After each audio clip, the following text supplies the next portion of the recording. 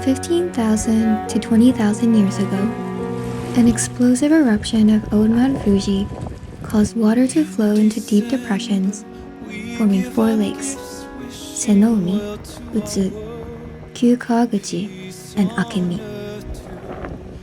From there, it took them a series of explosions in the next 10,000 years, taking them on a journey that would bury them, dry them, expand and split them, to finally arrive at the landscape we see today of the Fuji Five Lakes: Yamanakako, Kawaguchiko, Saiko, Shojiko, and Motosuko.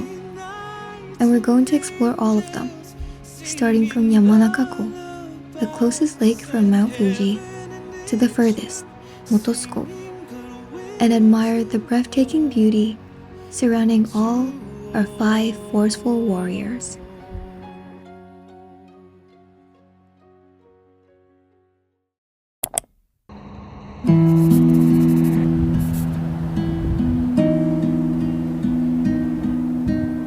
First up, we have Yamanakako, our largest and easternmost lake, who also happens to be the third highest lake in Japan. She arrived at her current form around 1500 years ago, after one of the most violent years for Mount Fuji that blocked the Katsura River. Today, she's the second most developed lake out of the Fuji Five Lakes, and has swans floating gracefully around her, giving her quite the fairy tale-esque ambiance.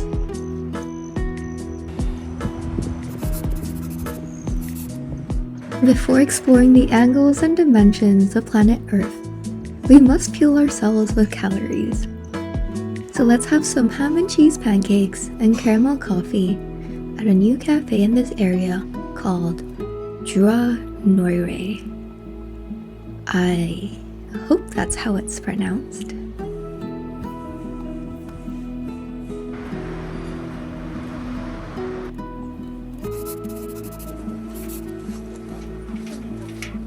There is a religion that arose in the Edo period called Shojiko that turned the ascent of Mount Fuji into a religious rite.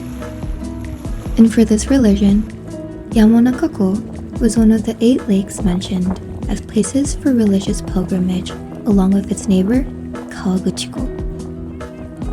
Followers of the religion would cleanse themselves with the water here to purify their bodies and souls before continuing on with their journey to climb Mount Fuji.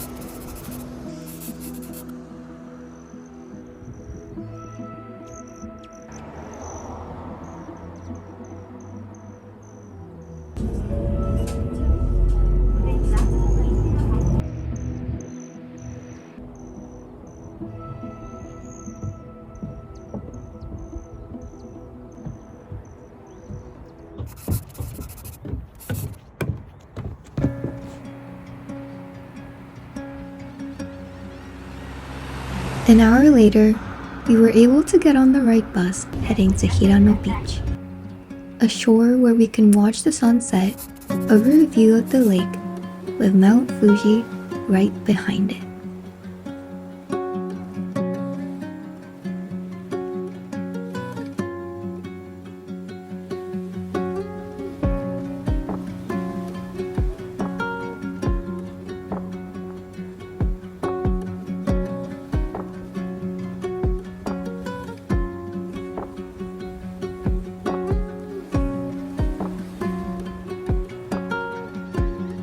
The shadow of Mount Fuji grew as the sun set behind it, and travelers, photographers alike, sat by the shore and just gazed at the mighty volcano standing tall and wide as the world orbited around her.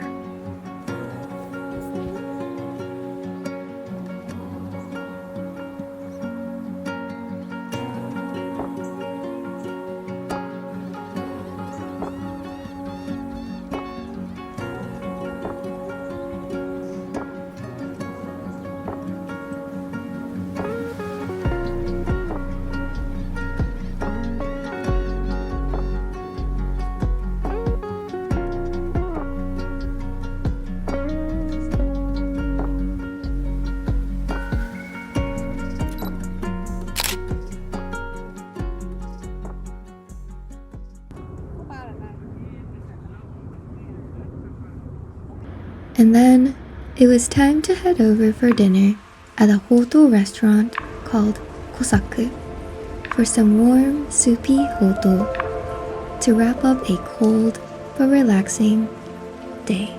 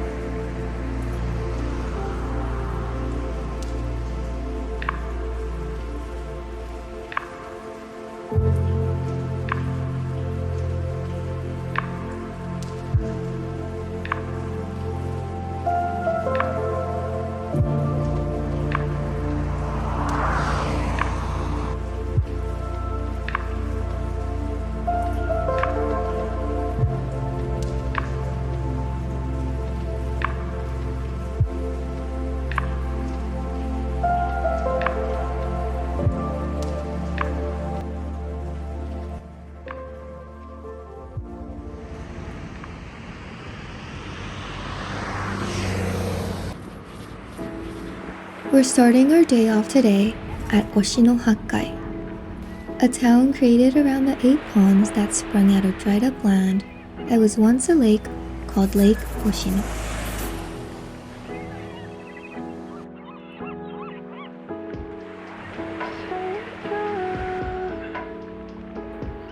The water from these ponds come from the rainfall and snow that fall onto Mt. Fuji, which is then filtered down over the years to arrive at the ponds. The number 8 is linked to prosperity and inner peace in Buddhism, which made the walk through the 8 ponds here a major part of the Shojiko pilgrimage.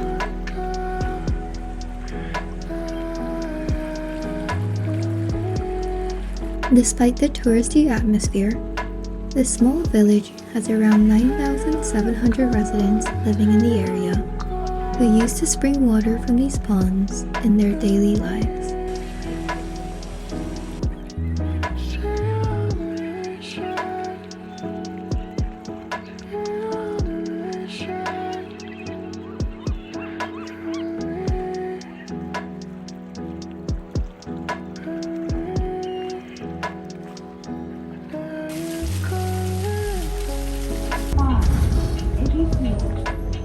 After taking a bus to the Fuji Yoshida area, I stopped by Kamadori before walking over to the Chureito Pagoda to enjoy the morning views of the famous pagoda and Mt. Fuji landscape.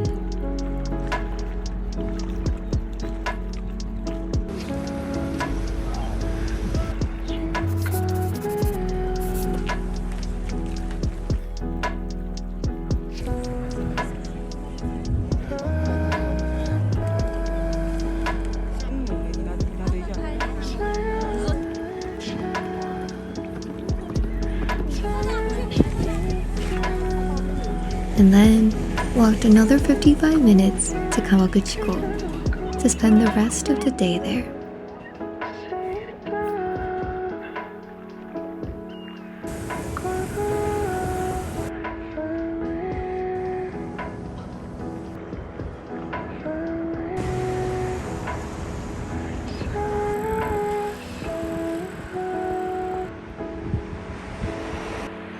We are finally here, happy and hungry, so let's head over to Lakeside Cafe Ku for some breakfast and some rest.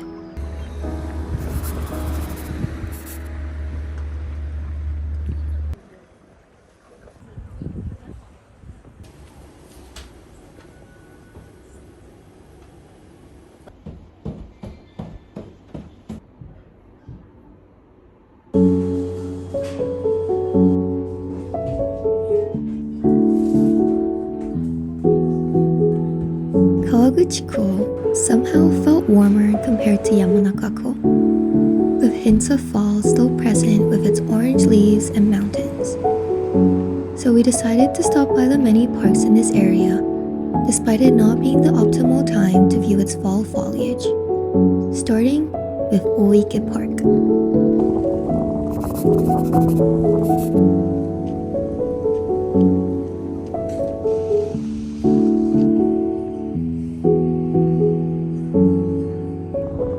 Kawaguchiko is the oldest of the 5 lakes and the second largest lake of the Fuji 5 lakes, following Yamanakako.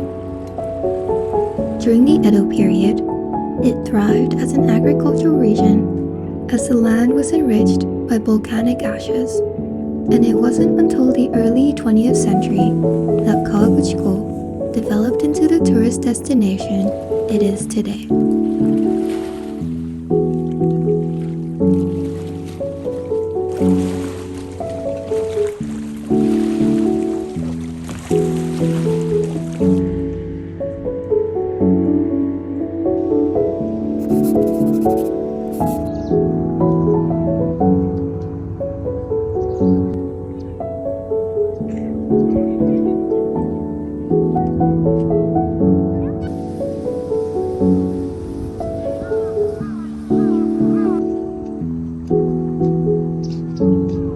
Now, let's take a short break at 81 Cafe before walking another semi-loop around the lake.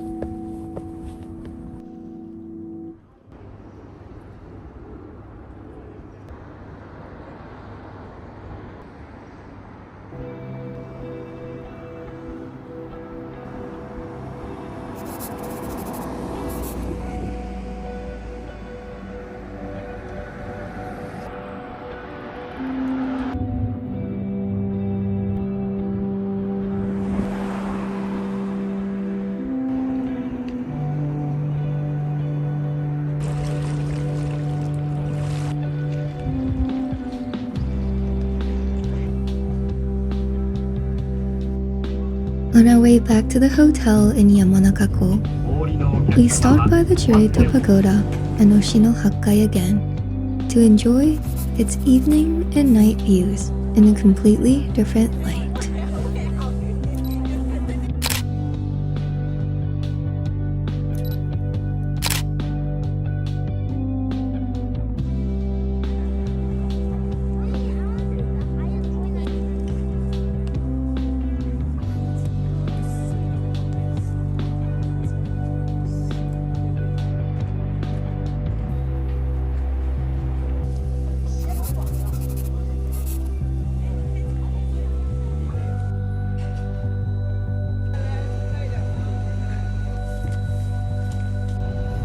Then went on to enjoy another meal of hoto, this time at a restaurant called Shoya, which ended up being my favorite meal of this trip.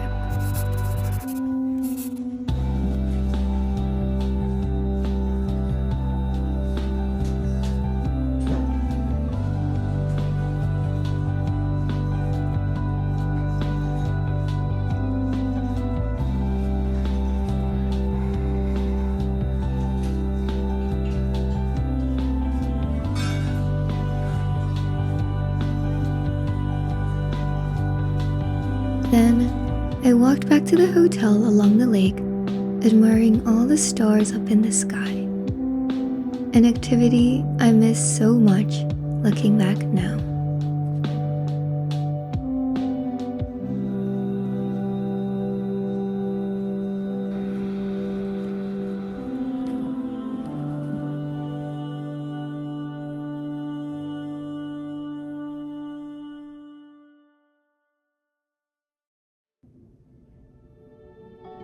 Good morning.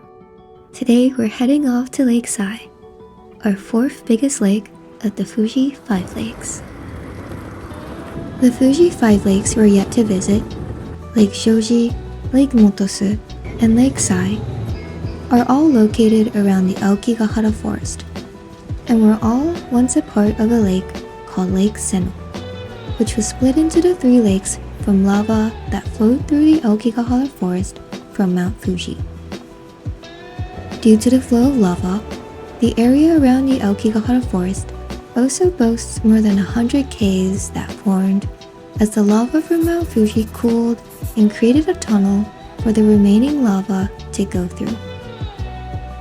And we're visiting two of them today, the Narusawa Ice Cave and the Fugaku Wind Cave.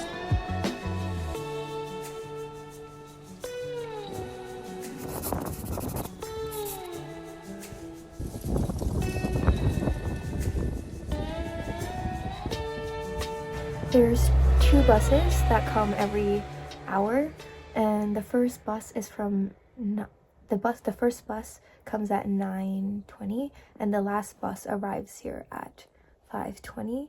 So it's a very short span of public transport available around here, which makes sense because it is much less developed than Kawaguchiko and Yamanakako.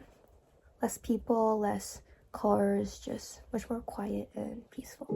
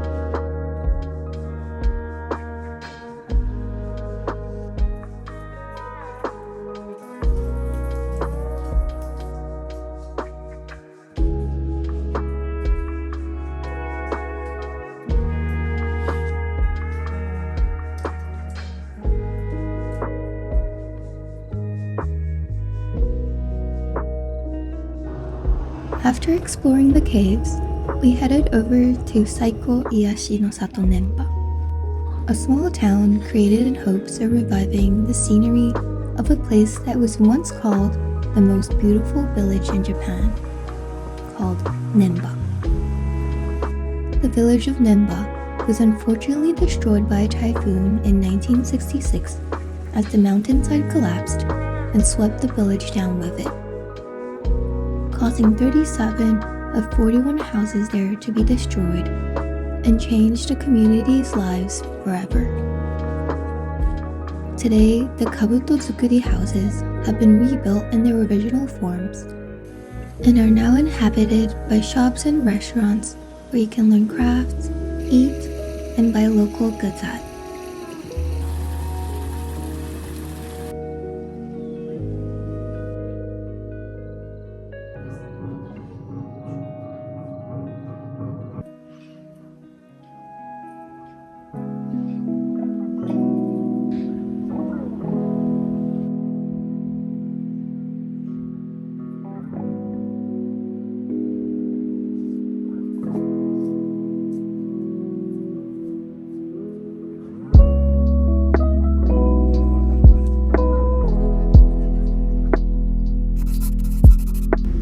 Lake Shoji and Lake Sai both have a very different tone to Yamanakako and Kawaguchiko. Less crowded and touristy, it was from this day that this trip actually started to feel like I was in the mountains and not a town with a lake. The inconveniences of such life also hit me the same day, as I became more alert while navigating new paths and empty roads. But this day was also the day I started feeling liberated, free from my own set of restrictions, people's perceptions, and norms. I started feeling confident enough to start conversations with strangers waiting at the same bus stop, smiling at other hikers and tourists as we passed, and listening to locals talk about how they've witnessed this area change throughout the years. Maybe it's because people are more willing to talk to others in smaller towns, and that most of the people I talk to are people I will most likely never see again. But there's something about removing myself from the environment and routines that I've adjusted to that expands not only my mind, but also my lungs, that I love so much.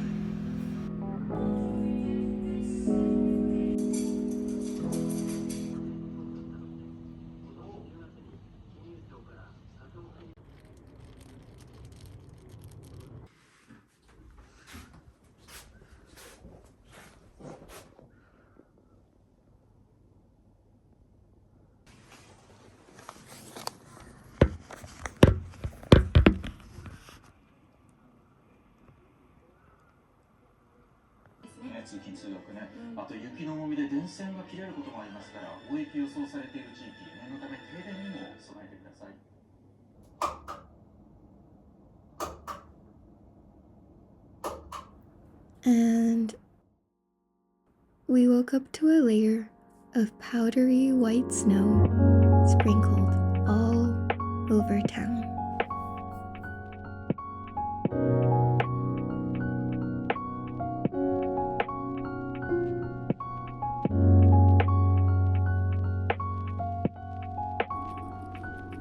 So we headed out into the snow to get some breakfast at the only place that was open within walking distance, a Yamazaki.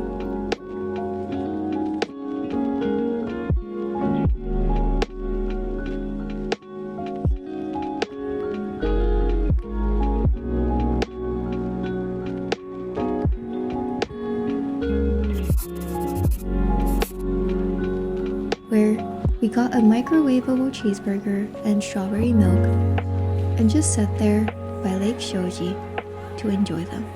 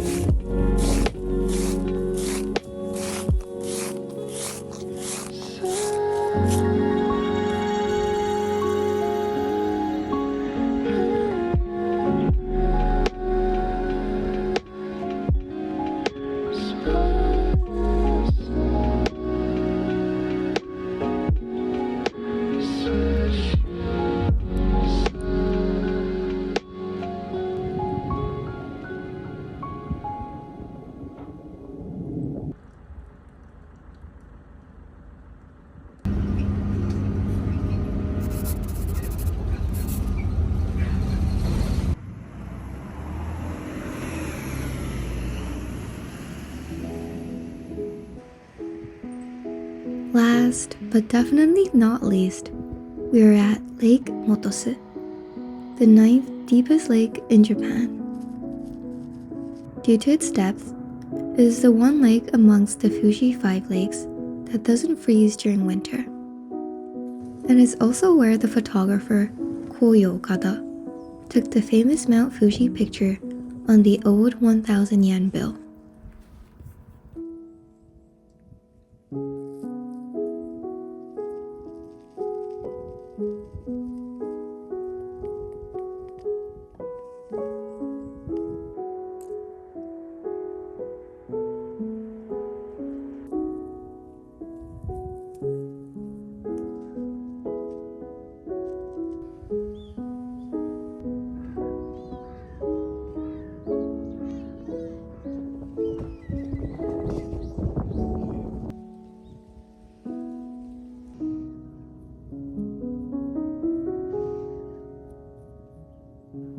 Although the three lakes, Lake Sai, Lake Shoji, and Lake Motosu, are separate on ground level, they're still connected by underground waterways, sharing their history as one unified lake.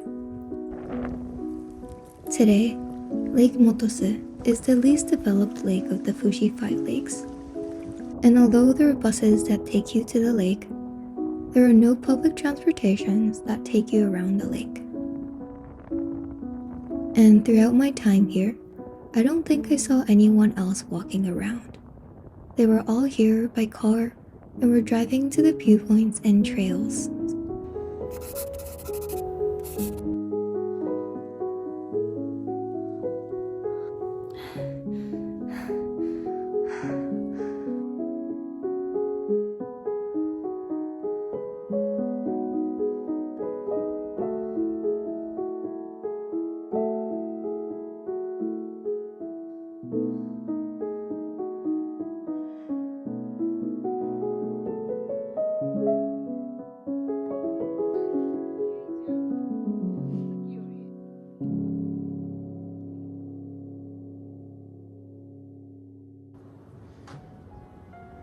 Sadly, that was the end of our trip to the Fuji Five Lakes. From Lake Shoji, we headed back to Kawaguchiko to get on a bus that would take us back to our ordinary lives in Tokyo, away from the vast openness of the lakes and mountains, and into our packed trains and houses of our bustling city life.